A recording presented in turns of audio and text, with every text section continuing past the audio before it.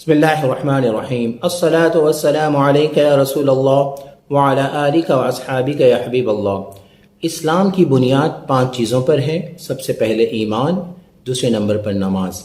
آج میں نماز کے متعلق عرض کروں گا۔ اللہ رب العالمین سے دعا ہے کہ مجھے حق کہنے کی توفیق عطا فرمائے۔ قرآن پاک اور احادیث کریمہ میں نماز کے حوالے سے کافی ذکر ہے۔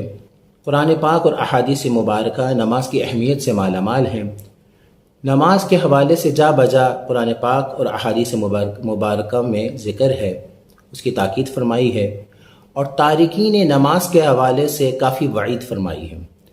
قرآن پاک میں سورہ بقرہ آیت نمبر 3 میں اللہ رب العالمین فرماتا ہے بسم اللہ الرحمن الرحیم ھدی للمتقین، ہدایت ہے متقین کے لیے، الذین یؤمنون بالغیب، جو لوگ ایمان لاتے ہیں غیب پر، وَيُقِيمُونَ الصَّلَاةَ، اور وہ لوگ جو نماز قائم کرتے ہیں، وَمِمَّا رَزَقْنَاهُمْ يُنْفِقُونَ، اور جو اللہ کے دیے ہوئے رزق میں سے خرچ کرتے ہیں۔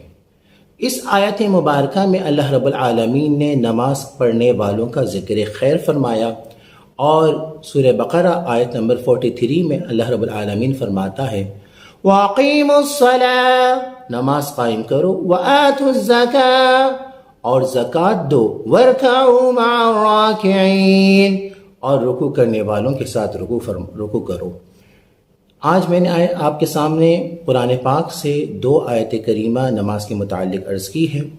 اللہ رب العالمین سے دعا ہے کہ اللہ رب العالمین ہمیں 5 وقت باجماعت نماز پڑھنے کی توفیق عطا فرمائے، عبادت کی حلاوت عطا فرمائے، سجدے کی لذت عطا فرمائے، وآخر دعوانا الحمدللہ رب العالمین۔